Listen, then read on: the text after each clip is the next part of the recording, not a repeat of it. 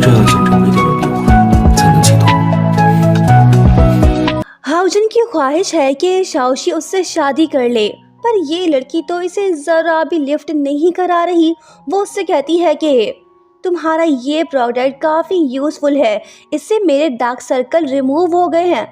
हाउजन उसके पास आता है और उसका हाथ पकड़ के कहने लगता है कि तुम इसे इस तरह से यूज़ करो, इससे तुम्हें ज़्यादा फ़ायदा होगा। वो कहती है कि थैंक्स, मुझे ये बात पता नहीं थी। दूसरी तरफ याओशी की असिस्टेंट उसे बताने लगती है कि मैडम, एक बैड न्यूज़ है, शाओशी ने ऑडिशन दे दिया है, उसे सेकंड फीमेल लीड का रोल मिला है। ये बात सुनते ही याओशी को सदमा लगता है। वो कहती है कि ये कैसे हो गया, तुम्हें कहा था कि उस पर नज़र रखो, मेरी बात अब गौर से सुनो। फिर ये अपनी असिस्टेंट के कान में कुछ बोलती है। ये लड़की अब क्या करने जा रही है, ये तो हम आगे ही देख पाएंगे। उधर दूसरी तरफ बाओ ने फिर से घर में हंगामा बर्पा कर दिया है। वो हर चीज़ तोड़ फोड़ रहा है। अंकल लिन उससे कहते हैं कि बेटा, ये तुम क्या कर रहे हो? लो जी, डैडी जी भी आ गए। वो गुस्सा हो के कहने लगता है कि बाओ, तुम फिर से शुरू हो गए, खामा में हमें परेशान क्यों कर रहे हो? बाओ इनकी एक नहीं सुनता। वो जिद पे अड़ा है, इसे शाओशी से मिलना है। हाओजन अपने बेटे से कहता है कि रुक जरा, तू ऐसे नहीं सुधरेगा, मैं तुम्हें बताता हूँ, मार खाने का शौक है ना? ब्रदर लिन उससे कहता है कि भाई शांत हो जाओ, बच्चा है, इसे प्यार से समझाओ। वो कहता है कि दफा हो जाओ, इसे सबक सिखाना पड़ेगा, नहीं तो ये हर रोज यही करेगा। सुन गधे के बच्चे, तुम्हें क्या लगता है कि मैं तुम्हें नहीं मार सकता? अपनी ये हरकतें बंद करो, नहीं तो बुरा होगा।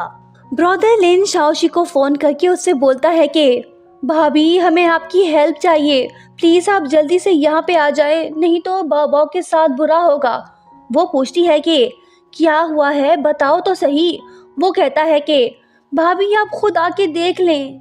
हाउजन अपने बेटे को मार ही रहा होता है कि तभी शाओशी वहाँ पे आती है और वो हाउजन से कहने लगती है कि इसे मत मारो, ये बड़ा थोड़ी है जो तुम इसे मार रहे हो, इसे मॉम का प्यार नहीं मिला, ये सब जानते हुए भी तुम ये सब कर रहे हो।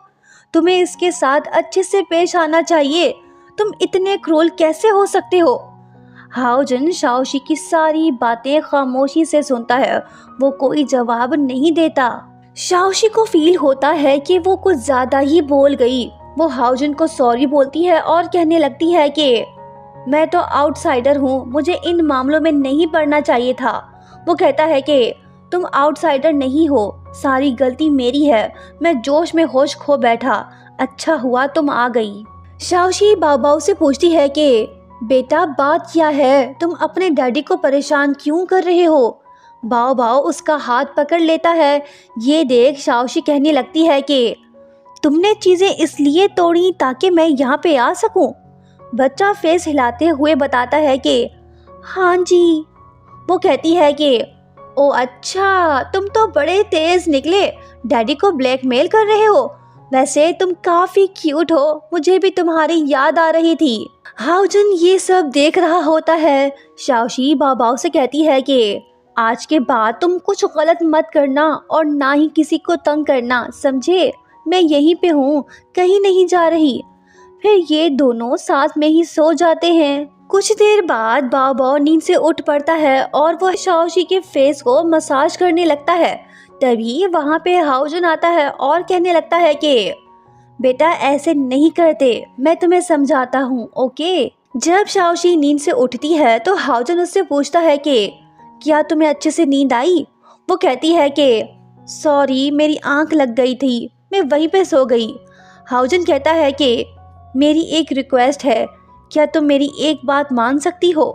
वो कहती है कि हाँ, अगर पॉसिबल हुआ तो ज़रूर मानूंगी। हाओजन कहता है कि तुम तो बाओ की कंडीशन जानती हो, वो तुम्हारे बगैर नहीं रह सकता, मैं ये चाहता हूँ कि तुम कुछ दिन के लिए यहाँ पे मूव हो जाओ। वो कहती है कि ये आप क्या बोल रहे हो, मैं यहाँ पे कैसे रह सकती हूँ? ना बाबा ना, ये ठीक नहीं है, जब भी बाबा को मेरी याद आए तुम मुझे कॉल कर लेना, मैं यहाँ पे पहुँच जाऊंगी। हाओजन कहता है कि तुम बात को समझ नहीं रही। अगर देर रात को वो जिद करने लगा तो फिर मैं क्या करूँगा। तभी बाओ आके शाओशी को हक करता है। वो उससे कहती है कि डरो मत, मैं यहीं पे हूँ। शाओशी हाओजन से कहती है कि मैं तुम्हारी हेल्प करने को तैयार हूँ। बाओ ने मेरी जान बचाई है, मुझे उस एहसान का बदला चुकाना है। वो कहता है कि ठीक है, घर से कुछ लाने की जरूरत नहीं है, मैंने सारा बंदोबस्त कर लिया है, तुम्हें किसी चीज़ की कमी नहीं होगी, तुम यहाँ पे कभी भी आ जा सकती हो। ये सुन शाओशी कहती है कि तुम्हें मुझ पे इतना यकीन क्यों है? अगर मैं तुम्हारे घर को खाली करके फरार हो गई तो तुम्हें इस बात की फिक्र नहीं है? वो कहता है कि नहीं, अगर तुम्हारी कुछ कंडीशंस हैं तो बताओ, मैं सब कुछ देने को तैयार हूँ। ये सुन शाओशी हैरान होती है। देखते हैं आगे क्या होता है। नेक्स्ट मॉर्निंग याओशी मूवी सेट पे पहुंचती है। अब इसका सामना होगा अपने असली दुश्मन से, जिससे वो रिवेंज भी लेना चाहती है। हम बात कर रहे हैं इसकी स्टेप सिस्टर याओशी की, जिसने इसकी लाइफ बर्बाद करके रख दी। नेक्स्ट सीन में दोनों का आमना सामना होता है। स्टेप सिस्टर याओशी को थप्पड़ मारने की कोशिश करती है। याओशी उसे रोकती है। फिर क्या, वो उसे कस के 2-3 थप्पड़ दे मारती है और कहने लगती है कि तुम नागिन हो, आज मैं तुझे नहीं छोड़ने वाली। तभी डायरेक्टर जी वहाँ पे आते हैं और याओशी उनसे कहने लगती है कि इसने मुझे थप्पड़ मारा। वो कहता है कि तुम दोनों का परफॉर्मेंस तो काफी बेहतरीन था, शाबाश, ऐसे ही एक्टिंग करते रहो। याओशी कहती है कि ओके सर जी, जैसा आप चाहें। ब्रेक के दौरान शाओशी की असिस्टेंट उसे बताने लगती है कि मैडम, अब आपको 5th सीन शूट करना पड़ेगा। वो कहती है कि ये कैसे, मुझे तो बताया गया कि 56 सीन शूट होगा। वो कहती है कि ये ज़रूर याओशी ने करवाया होगा, वो आपको नीचा दिखाना चाहती है। शाओशी बोलती है कि कोई बात नहीं, जल्दी से मुझे स्क्रिप्ट ला के दो। कुछ देर बाद जब शूटिंग शुरू होती है तो शाओशी कमाल का परफॉर्मेंस देती है। याओशी को झटका लगता है। बाद में वह अपनी असिस्टेंट से पूछने लगती है कि तुमने सब कुछ अरेंज तो किया था, फिर ये सब कैसे हो गया? वो कहती है कि हाँ मैडम, पता नहीं कैसे उसने इतनी जल्दी स्क्रिप्ट को याद कर लिया।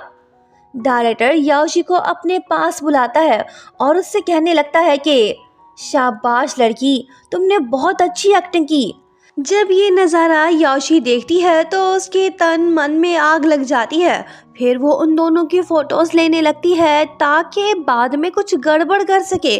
नेक्स्ट पार्ट देखना मत भूलिएगा। वीडियो को लाइक और शेयर करो, चैनल को सब्सक्राइब करो। Thank you so much for watching. Bye bye.